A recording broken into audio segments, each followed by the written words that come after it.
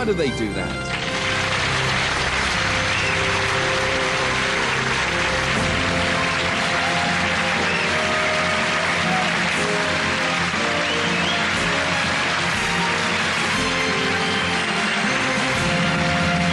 You're very welcome to the show, and to get us underway, we're off to a screeching halt, which is not as bad as it sounds, because our first film celebrates something we all tend to take for granted, but in fact, without it, we couldn't get very far. It's the good old car tyre. There's no doubt about it, we really do put them through their paces. But these days, tyres are masterpieces of engineering. They keep us on the road and moving safely in everything from freezing snow to rain-soaked motorways. But just how do they do that?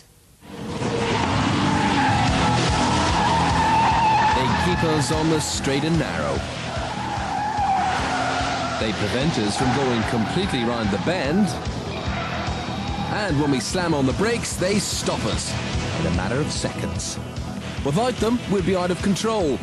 So, how do they do it? A tyre is still just a tube full of air. It's a very complex tube full of air, but that's all it is. It keeps 1.5 tons of cars from flying off the road sideways.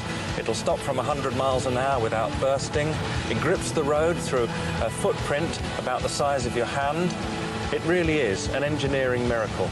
A miracle the modern world can't do without. If you want to get away, if you want to take away, you need tyres. No doubt about it, they've revolutionised our lives. In the early days, driving wasn't quite as pleasant as this. The first tyres were simply solid rubber, and they didn't exactly promise a smooth ride. Then in 1888, the first practical pneumatic tyre arrived on the scene, and that changed everything. A solid tyre would go over the bumps. A lot of the energy would be up and down energy, whereas a pneumatic tyre, all the bumps were absorbed into the air chambers within the casing of the tyre, so it tended to go through the bumps, and it gave a much smoother ride. Early wheels were based on the 19th century technology of the horse and cart. Thin wooden rims and wooden spokes. It was a miracle the tyre stayed on at all. This is an early tyre, and it's held onto the rim with pressure inside. The more pressure you put in it, the more it's forced out. Take the pressure away, and the beads come in and the tyre will come off the rim. This would run at 80 or 90 pounds per square inch. That's fine when you're trundling along at this speed, but that was then, and this is now. Since the 1920s, an average car's top speed and weight has doubled. Life's a lot tougher for the tyre.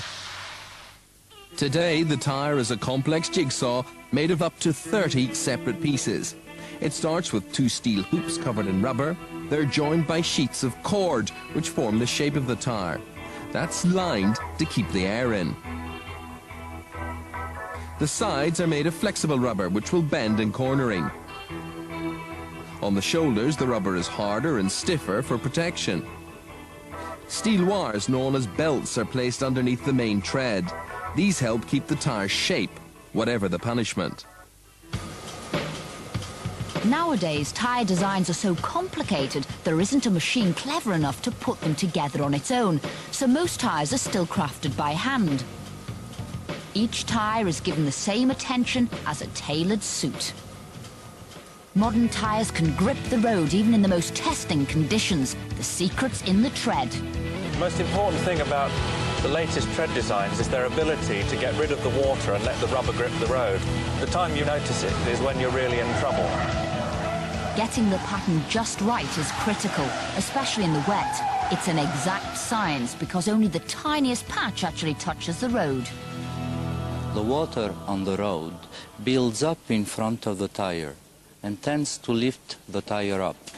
This reduces the contact area. This is called aquaplaning. Early tests showed just how dangerous that could be. The tyres on this car couldn't even slow it down. Even tyres designed just 5 years ago have significantly less grip than tyres produced today. But designers like Orlando have literally put a stop to problems like this. How did they do that? Improved tread patterns move water to the sides of the tyre rather than to the front of the contact area. And how does it do that? Well, as you can see here, the water is pumped out through the tyre's grooves. And this is Orlando's latest baby. Its unique arrow pattern can clear even more water from beneath the tyre as the car drives along, which of course means better grip. The difference that we found between the state-of-the-art tyre 5 years ago and the current state-of-the-art tyre is about 30 feet. And if you think about it, 30 feet is the difference between killing somebody, running over somebody on a zebra crossing, or smacking the front of your car up the back of an Arctic on the motorway, and it's a really significant difference. So look after those 4 black donuts at each corner of your vehicle. It may be well worthwhile. They're not just pieces of rubber, they could save your life.